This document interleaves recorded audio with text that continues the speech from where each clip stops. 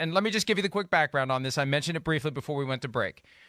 We have been complaining, as needed, about the bad calls that happen every week. And the NFL's approach is basically, we're not going to talk about it. We're going to keep our head low. We're going to keep our mouths shut because there's always another bright, shiny object rolling down the assembly line to attract everyone's attention, and they'll quit talking about the bad call. Now, last week we did get a 1 minute and 43-second video from Perry Fewell reading off a teleprompter, giving very conclusory statements about a smattering of bad calls.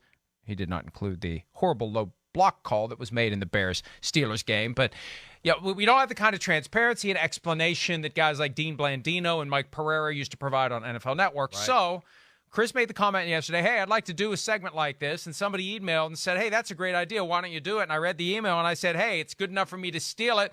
Let's go ahead and do it, Pete. Yeah. And we put it together. And Pete spent a lot of time yesterday. I got to give him credit. Yep. Where it's due. I enjoyed calling him out. We got to give him credit. He's the one that looked through the calls. So now, here we are for the first and quite possibly last time ever. We are going to, in this spot, every Wednesday during football season, we are going to share with you some of the horse crap calls in this segment that we will call, after further review, they wouldn't let us call it, Chris, horse crap calls. Oh, that would have been good. Horse crap calls would have been good. Horse crap! With the horse head emoji and the frozen yogurt emoji, because that's what it is, right? Side by side, it would have been perfect. It really would. It would have been perfect. It would. But, again, I think you've heard me the last maybe 3-4 Sundays. I've been going crazy with this stuff. It's affecting football games. Part of the game, part of why you draft defensive linemen and do things is, to impose your physicality, make a quarterback feel uncomfortable. Uncomfortable, you're not allowed to touch the guy anymore. The 85 Bears, the 86 Giants, never would have got to the Super Bowl in this day and age. Nobody. All the great defenses in the history of time, wipe them away. Wipe them away. There's no way. It's getting to the point where I want to be like, well, maybe you shouldn't even draft defensive pass rushers anymore. Who cares?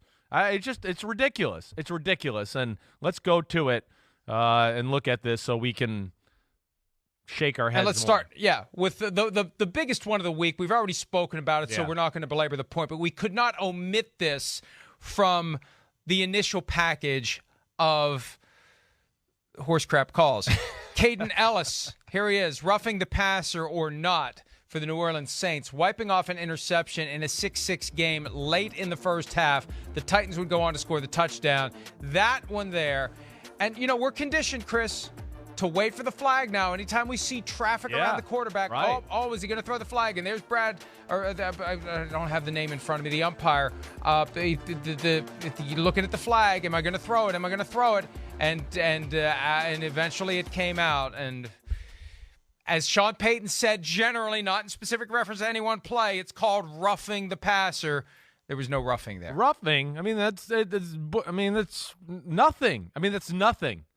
I don't even know what to say. It's nothing the passer. I've been waiting. That's it. You finally have it. I've been thinking about saying brushing the passer. I've been trying to think of another. We got to call it. Perfect. Nothing the passer. Illegal nothing the passer. That's what I like. That's the penalty. That's what we'll go. Nothing the passer. Illegal nothing the passer. Illegal. That was really bad offense, but we're just going to reward you. Your right tackle can't block a damn guy, and your quarterback throws into double coverage. But, hey, here's a first down on the 1-yard line. Hey, no problem. You guys did crappy, but here's a reward. That's, to me, the double whammy on that. There's your first nothing the passer of the after further review horse crap calls here on a Wednesday afternoon. God, we are getting fired.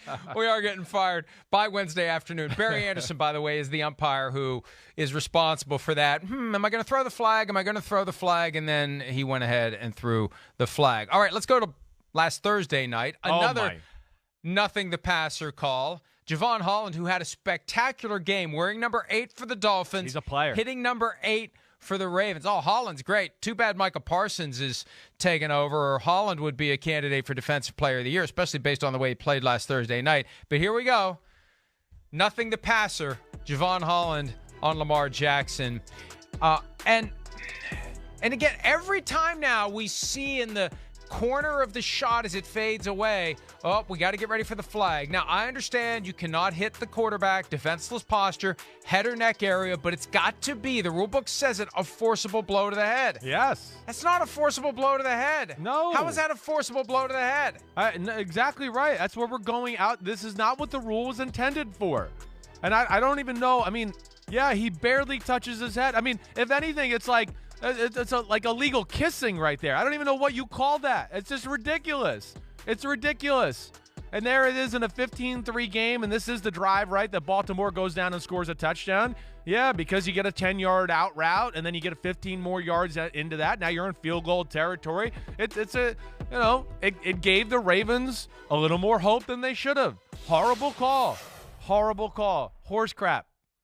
And I give Lamar Jackson credit for not flopping there, but I would think that part of the process in determining whether or not the blow was forcible is, does the quarterback fall down? Yeah. And I know that's not dispositive, but you could just tell by the way he reacted, he was not hit very hard.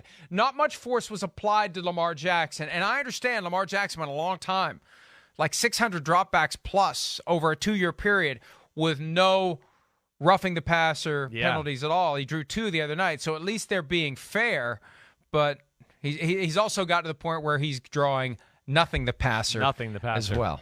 All right, next one, Josh Allen, the Jaguars defensive end in Indianapolis on Sunday against the Colts and Carson Wentz. Here's another one, and a lot of these are going to be nothing the passer because this is where most of the bad calls are coming from currently. Josh Allen applies the hit to Carson Wentz, and watch. You ask yourself, what about that is roughing the passer? What about it? What about it is a violation of the rules? I mean, what about it? I don't know. He's right on top of him. It wasn't 2 steps, and he just pushed him. All he did was push him. I mean, that's a 2-hand touch football game, and we're throwing a flag on it. And, of course, that led to points for the Colts. They get 3 extra points there. Maybe they would have got it anyways there. I don't know. But just absolutely ridiculous call. Ridiculous call, and I think I know who called that one. Oh, that's 99. That's Tony Correnti. No. At least he didn't posture. Yeah. At least there was no posturing that Yes. occurred in the playing of that football game. I want to press pause here. We got one more nothing the passer penalty to show you. I was joking with someone recently, and I probably said this here, and I don't mean it seriously, but it really would eliminate a lot of the ambiguity if the roughing the punter and kicker rules applied to roughing the passer. It really would. Then we would know. If you touch the guy after he throws the ball, you're getting a 5 or a 15. Why not do the same? If we're going to have this craziness where they throw a 15-yard penalty and an automatic first down for touching the guy after he throws the ball, why not make it a 5 and a 15?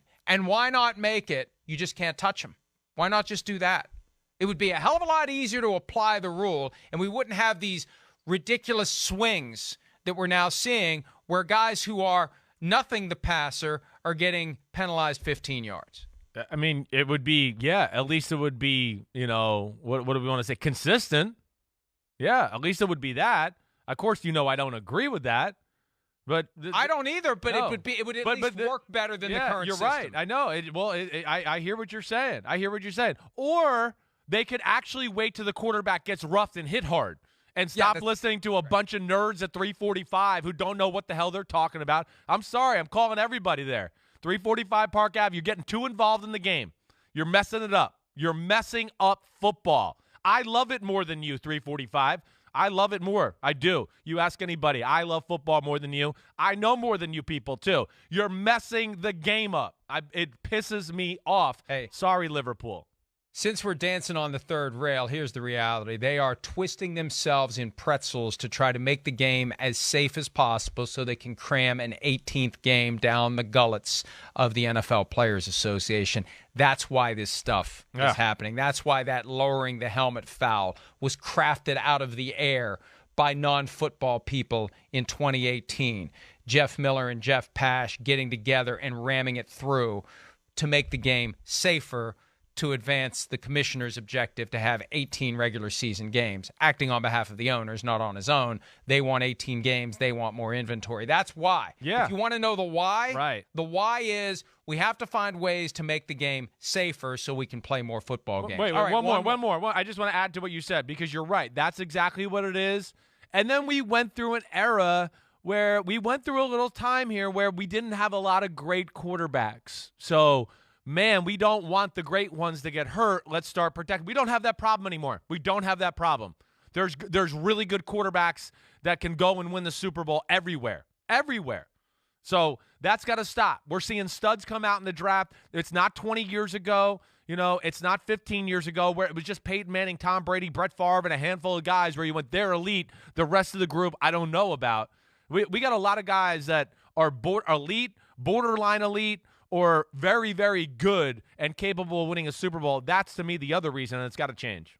Well, but there's a symbiosis to it as well because, as you said earlier, the teams aren't valuing the backup quarterback position because the quarterbacks are being so ridiculously overprotected. So you can't all of a sudden stop protecting them. Otherwise, you got a bunch of Mason Rudolphs running around playing quarterback. Yeah. So it's a weird cycle codependency that's going on here between the teams saying we don't really need great backup quarterbacks and the league saying, wait, these teams got some bad backup quarterbacks. We better make sure we do everything we can to protect the starters. All right, one more nothing the passer. This comes from Monday night. Kentavious Street with a hit on Matthew Stafford. Now, this is one that I understand. Look, but you can't hit the guy low, but he's falling down. There has to be some allowance for common sense here. He's falling down. He's not diving into Matthew Stafford's legs like Kimo von Oelhoffen into Carson Palmer. He's falling. So I don't get it. And I understand to put Matthew Stafford at risk, but you know what? When you're in a pocket in a football game, there's risk. Yeah. The guy was falling down. He was not diving at his legs. No. I mean, listen, I understand this one's maybe the most debatable one of all, but yes, again, this is where we get into the common sense thing. There was no effort to try to do this. It's two big guys going at it. They both kind of slip and fall, and it's an unintended consequence. There's no intent on trying to hit Matthew Stafford low. I think that's what we're looking at, and that's where we'd like to see the referees change. Yeah, I'm all for like that. I'm all for protecting the lower half of the quarterback. So with all these rules, that's the one that makes sense. But again, call it when it looks like a guy's actually going low. Not when, oh, man, I got a 300-pound guy pushing me in my back as I'm going to the ground, and now he drives me closer to the quarterback. I mean, that's what we see more times or not with that call now. The defensive players are very aware of it. They do their best to not even go low. They don't want to hurt the quarterback that way either, the defensive players. Nobody likes to hit a quarterback low and hear their knee pop right next to their ear hole in their helmet. That's not a cool thing, even for killer defensive linemen. So it goes back to our except in the sense. 2009 NFC Championship game. Other than that, but I digress.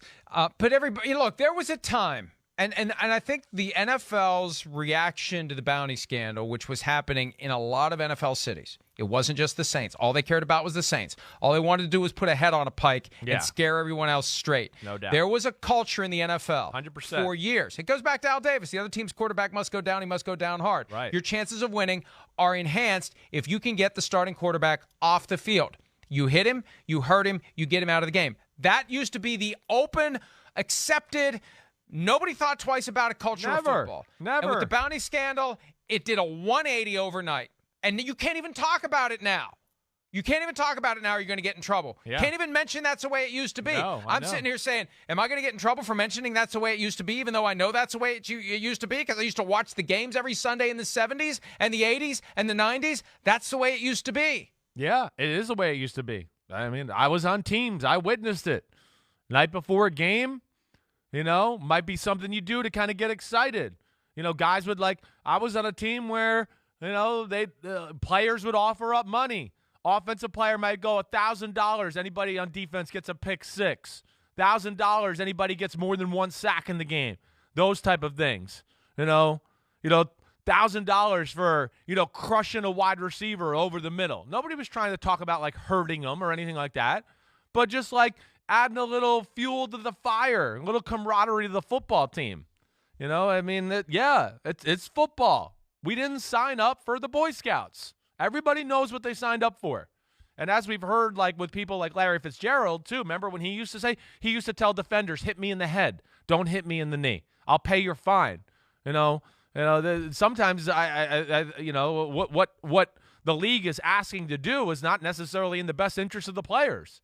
But it is for the optics of the game, like you're saying about 18 games. We want to make it good for mommy and daddy at home. All of that aspect starts to come into play a little too much. And by the way, to the extent that anyone out there doesn't realize this, Chris has an extra layer of credibility when speaking of these matters because he almost died on the field in 2006. Lost his spleen. Nobody pulled him out of the game. They pulled him out of the game. They checked him out. They put him back in, and he almost died. So I think that you are probably the foremost authority on being willing to say there's a certain element of football that we're losing here. Yes. When we wrap these guys in bubble tape, and we no longer let them play football. I don't think anybody. Look, I don't think it should go back to the way that it was. Right. But I think they've gone so far the other way. Right. That it's getting ridiculous. Yes, that's exactly. I grew up in an era where, watching my dad and the '86 Giants, they hit the quarterback. That's what they did. I watched my dad get killed by the Philadelphia Eagles and Reggie White and Jerome Brown and Clyde Simmons. I mean, I playing quarterback. I used to be scared for my dad in the stands going, oh, gosh, it's the Eagles. I hope they don't hurt him today. I mean, I really used to sit there and do that, let alone when I got in the NFL and you played a defense like the Carolina Panthers, the Julius Peppers and Chris Jenkins and company. Yeah, I was more scared in that game than I was in other games. I was going, damn, they're big and ferocious. Holy crap, does the pocket seem really like it's collapsing fast. It affects your decision-making. It affects your sight lines, all of it. And that's where we're losing it. And to me, the teams that are defensive orchestrated have lost an advantage right now in the game. And the Saints being one of them. Their defensive line's one of their bread and butters. But, it goes back to, is it worth even having it? If you're going to have these type of calls, always ruin the game. All right, from nothing the passer to a phantom holding penalty that was called on Sunday against the Seattle Seahawks that knocked them out of field goal range. And Pete Carroll actually said on Monday, I think it was, that there were some calls that he had concerns about. Yeah. He was willing to be a little bit candid about it. We'll see if he gets fined. Here's Damian Lewis on a play that they say he was holding as he got bull rushed and knocked to the ground. Let's take a look at this. He's playing left guard. Holding. Watch him. He got shoved to the ground. What's he holding? He got dominated. What's he holding? He got dominated. Lowry is literally tripping over him. I mean, he's literally tripping. Again, that's common sense, or you're throwing a flag and you didn't really see it. You saw it out of the corner of your eye and you think you saw something.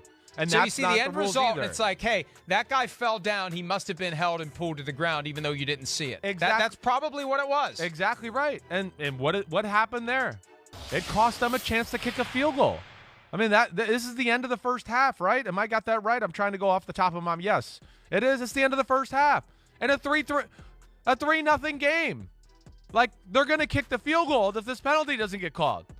But – again, I don't know. It's just, to me, common sense, not seeing the game the right way, not full-time employees at the referee position. It just Sky Judge, all of it. Sky Judge, full-time employee, pay the money. Hey, NFL, you're going to be making, and your own executive, Chris Halpern, said this a couple of months ago, $1 billion a year. A year. An extra $1 billion for absolutely nothing. You think the Packers got it good with their stock grift. They're going to make $1 billion a year for doing nothing more than they currently do because of gambling. Yeah. Spend that money on shoring up your officiating because we're going to keep doing this. Yeah. And I know that there are people not in the tight league, circle with the teams. Oh. There are people with the teams who are happy we're doing this. Are very happy we're doing this. I had somebody reach out to me yesterday who was like, dude, you guys are onto something. Go for it. There's a belief that the combination of external pressure and internal pressure will cause the NFL to finally realize we can't be complacent, we can't be arrogant, we can't be cheap. We've got to fix this problem. All right, there's one more, and what we're going to try to do as we continue to do this feature, assuming we don't get fired by next Wednesday or by next segment, here's one that isn't, It's a good in our one. minds, egregious. Yeah. And we're going to call it reasonable minds may differ. This also comes from the Packers-Seahawks game. And, Chris, I know you and Pete were debating this yesterday. I'm going to let you explain this one because I frankly wasn't paying attention to the text thread because you guys would not quit, and I was trying to work. Go ahead. All good. It's all right. It goes, it happens sometimes. Fumbled snap, midfield, 2nd and 2. Now they give the ball to the Green Bay Packers here. Now, I know Aaron Rodgers touches the ball first. I didn't know touching was possession. Ooh, That's to man, me the where Seahawks have that. The Seahawks I've never have seen it right. That one. That's what I tried to say. First off, the ball is moving in Rodgers' hands right there. That's not possession.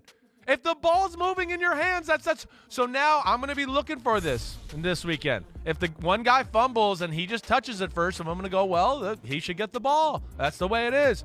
I don't know. What was the ruling on the field? The ruling on the field was first off, Darrell Taylor comes away with the ball out of the scrum here, clearly. And the ruling on the field was they gave the ball back to Green Bay. Yes, Pete Carroll challenged it.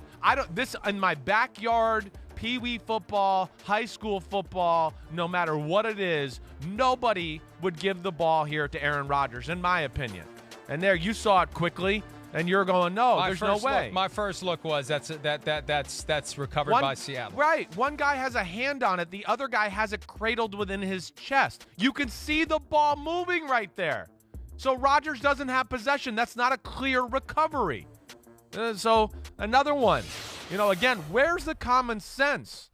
I don't know. I don't understand it. I don't. And it gets reviewed, and we still come back to that.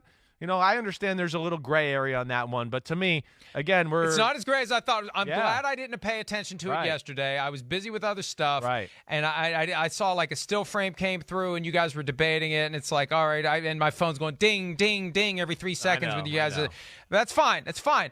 I got to mute the conversation. Right. But I'm glad I hadn't seen it because my goodness. That's a bad call. Bad call. That's a Potter Stewart know it when you see it. The first time you see that, that's a fumble, clearly, recovered by the Seahawks, not by Aaron Rodgers. No, I know. So there's 2 calls right there that, egregiously affect just that game alone, let alone some of the other ones we showed there. Just to me, it's something we've talked about. I'm glad we did this. I feel good. This is like therapy. This is right. Yeah. It's better than airing of grievances. The grievances are baked into each and every call. Hi, I'm Mike Tirico, and thanks for watching. Make sure to hit subscribe for the latest news and highlights from NBC Sports.